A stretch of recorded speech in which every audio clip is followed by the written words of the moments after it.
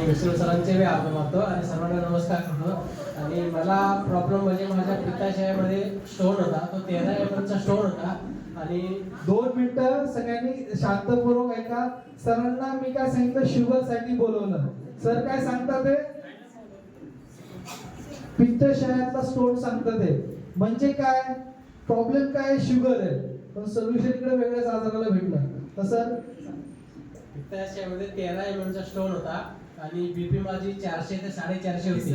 BP पण मी sugar पण होते आणि भरपूर मी औषधं खाल्ली, जे लोक सांगायचे ते मी औषधं खाल्ली, परंतु त्याच्यामध्ये काहीच रिझल्ट नव्हता। परंतु आपल्याला आराम पडण्यासाठी आपण भरपूर औषधं खाल्ली।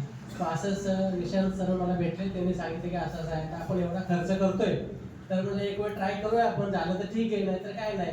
मग मी पहिल्या 6 बाटल्या घेतल्या आणि 6 बाटल्या प्यायच्या अगोदर मी दोन्ही रिपोर्ट काढले, सोनोग्राफी पण केली आणि शुगरचा रिपोर्ट काढला। शुगर 450 होती आणि स्टोन 13 mm चा होता। मग त्याच्यानंतर 6 बाटल्या संपल्यानंतर परत मी रिपोर्ट काढला, परत सोनोग्राफी केली, तर स्टोन 6 mm चा राहिला, 13 mm चा होता 6 mm, आणि बीपी जवळजवळ 300-250 पर्यंत आली। मग दुसऱ्या परत 6 बाटल्या घेतल्या मी आणि दुसऱ्या 6 बाटल्यावर परत रिपोर्ट काढला, तर स्टोन तर पूर्ण मिळून काय दिसलाच नाही आणि शुगर पूर्ण लेवलमध्ये आली माझी। म्हणून मी सर्वांचे आभार मानून विष्णू सरांचे आणि निशांत सरांचे आभार मानतो। धन्यवाद।